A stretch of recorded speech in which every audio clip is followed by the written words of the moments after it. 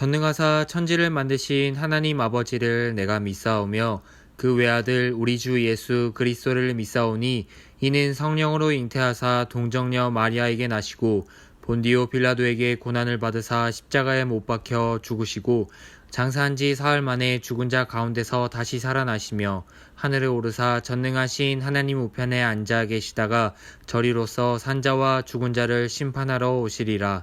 성령을 믿사오며 거룩한 공회와 성도가 서로 교통하는 것과 죄를 사하여 주시는 것과 몸이 다시 사는 것과 영원히 사는 것을 믿사옵나이다. 아멘.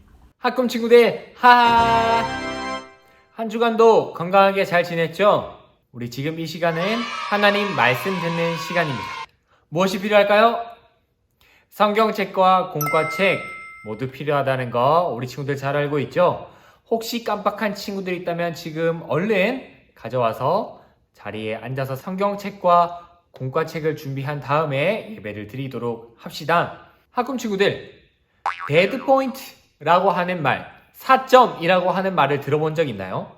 처음 들어봤을 수도 있고 아직 겪어보지 못했을 수도 있는데 전사님은 겪어본 적도 있고 많이 들어봤던 그런 단어인데요.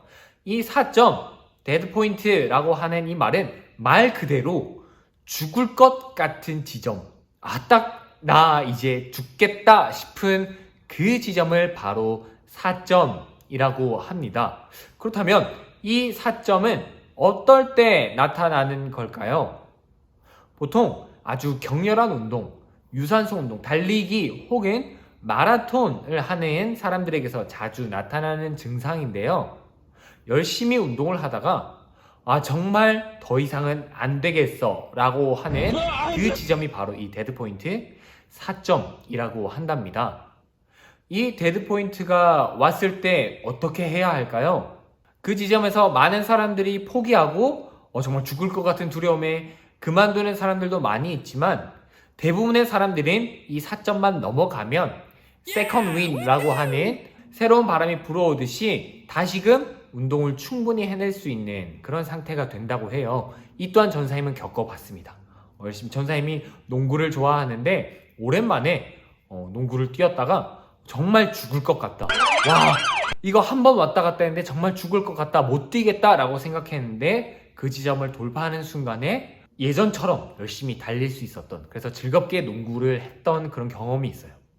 혹시 우리 학금 친구들은 이런 경험이 있는지 모르겠네요. 특별히 우리 오늘 말씀에 신앙생활에 이 4점이 왔을 때, 신앙생활 하다가 정말 여기까지만 나는 신앙생활 해야겠다, 이제 끝이다, 교회고 뭐고 난 이제 다 필요 없다 라고 하는 그런 생각이 들 때, 그만큼 신앙생활 하는 것이 어렵고 여기까지다 라는 생각이 들 때 우리는 어떻게 해야 될까요? 수없이 많은 4점을 넘어온 사람, 그분을 우리가 오늘 말씀에서 한번 살펴보기 원하는데요. 오늘 말씀 사도행전 20장 24절 말씀입니다. 사도행전 20장 24절 말씀, 우리 오늘은 한 절 말씀이니까 다 같이 한 목소리로 읽어보도록 하겠습니다. 준비, 시작. 내가 달려갈 길과 주 예수께 받은 사명 곧 하나님의 은혜의 복음을 증언하는 일을 마치려 하면은 나의 생명조차 조금도 귀한 것으로 여기지 아니하노라. 아멘. 바울은 우리가 지난주까지 살펴본 바와 같이 1차, 2차, 3차 선교 여행을 다녀왔어요. 그 기간이 무려 약 10년 정도 되는 기간이라고 합니다. 이 긴 시간 동안 바울은 복음을 전했는데요.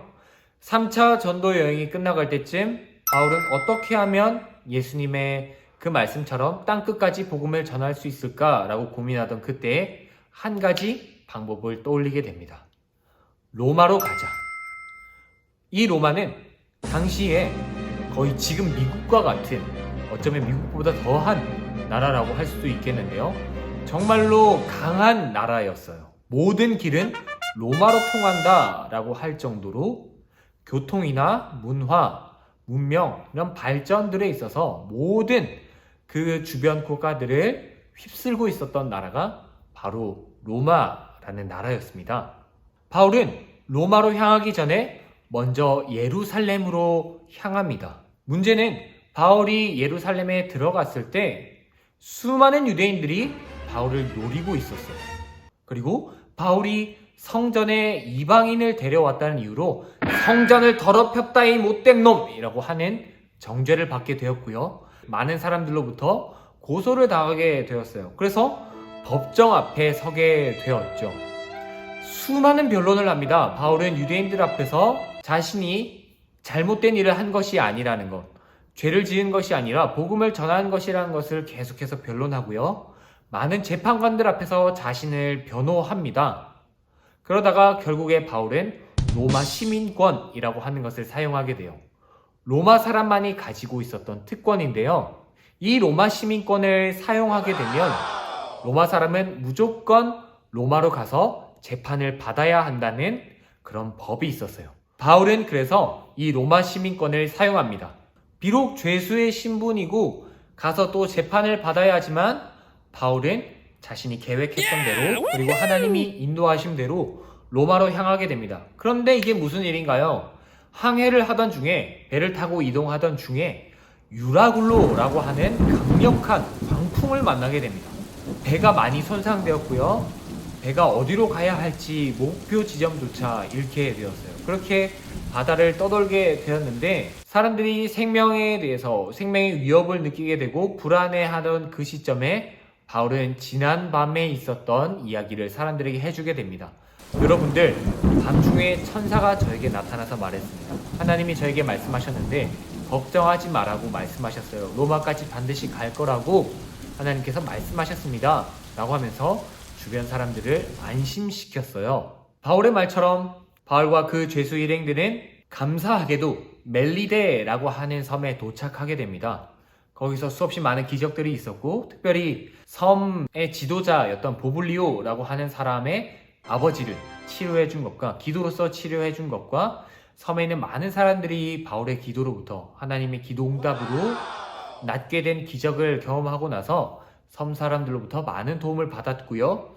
계속해서 로마를 향하는 그 여정을 시작할 수 있게 되었어요. 감사하게도 로마로 향하여 가던 그 일정이 무사히 로마에 도착하게 되었어요. 안타깝게도 바울은 죄수의 신분이었기 때문에 재판을 위해서 계속 묶여있는 상태였습니다. 그렇지만 가택연금이라고 하는 집에서 머무는 그런 상태였는데 그 집으로 찾아오는 사람들, 복음을 듣기 위해서 하나님 말씀을 듣기 위해서 찾아오는 사람들을 만날 수 있는 환경을 하나님께서 열어주셨어요. 그래서 모이는 사람들, 만나는 사람들마다 하나님의 말씀을 가르쳤고 하나님 나라에 대해서 가르쳤고 누군가는 그 말씀을 듣고 믿기도 하였으며 누군가는 말도 안 되는 소리라고 하면서 논쟁하며 떠나가기도 했죠. 우리가 오늘 설교 앞부분에서 살펴본 것처럼 바울의 삶에는 4점, 데드 포인트라고 할 만한 부분들이 정말 많았습니다. 사도행전에서 우리가 깊게 다룬 부분은 얼마 되지 않았지만 돌에 맞은 적도 있고요. 40에서 하나 가만, 39대를 3번이나 맞은 적도 있고 또 강의 위협, 바다의 위협, 계곡의 위협, 광야의 위협 등등의 수없이 많은 위협들로부터 바울은 살아남았습니다. 정말 이 정도면 죽겠다 싶은 위기들을 바울은 계속해서 지나왔어요. 무엇 때문에요? 복음을 전하기 위해서요. 바울은 심지어 예루살렘으로 가면 자신이 죽게 될 것이라는 것을 직감하고 있었고 들은 예언도 있었습니다. 그럼에도 불구하고 바울은 우리가 오늘 읽은 말씀을 고백하는 거예요. 내가 달려갈 길과 주 예수께 받은 사명, 곧 하나님의 은혜의 복음을 증언하는 일을 마치려 하면은 나의 생명조차 조금도 귀한 것으로 여기지 아니하노라 라고 하며 복음 전하는 일을 바울은 포기하지 않았습니다. 수없이 많은 사점을 지나면서도 복음을 전하는 일만큼은 절대로 포기하지 않았어요. 죽음의 위기를 몇 번이나 넘고서도 죽음을 두려워하지 않고 복음을 전했었던 바울. 어떻게 이것이 가능했을까요? 바울에게는 죽을 것 같은 위기의 순간에도 하나님이 지켜주신다는 믿음의 확신이 있었습니다. 몇 번의 데드포인트, 4점이라도 하나님이 함께 하시면 이겨낼 수 있다는 믿음과 구원에 대한 확신 때문에 바울은 몇 번의 4점이라도 이겨낼 수 있었어요. 그리고 하나님이 맡기신 소명에 대한, 이 소명의 완수에 대한 확신 또한 있었기 때문에 로마로 가는 길이 아무리 험난할지라도 복음을 전하는 것이 자신의 생명을 아무리 위협할지라도 포기하지 않고 복음을 전할 수 있었던 거죠. 학금 친구들, 여러분들의 매일이 기쁨이 넘치고 행복함이 가득했으면 좋겠어요. 그렇지만 안타깝게도 그렇지 못한 날들이 그만큼 많이 있을 거라고 생각이 됩니다. 그때마다 우리 학금 친구들이 생각했으면 좋겠어요.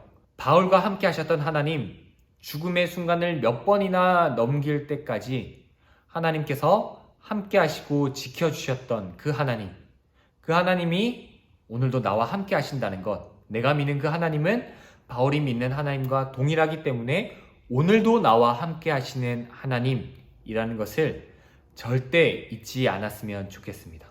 그리고 여러분들에게 하나님께서 맡겨주신 사명, 소명이 있기 때문에 우리 학금 친구들은 그 위기의 순간, 정말 죽을 것 같은 그 위기임에도 불구하고 잘 이겨낼 수 있을 거예요.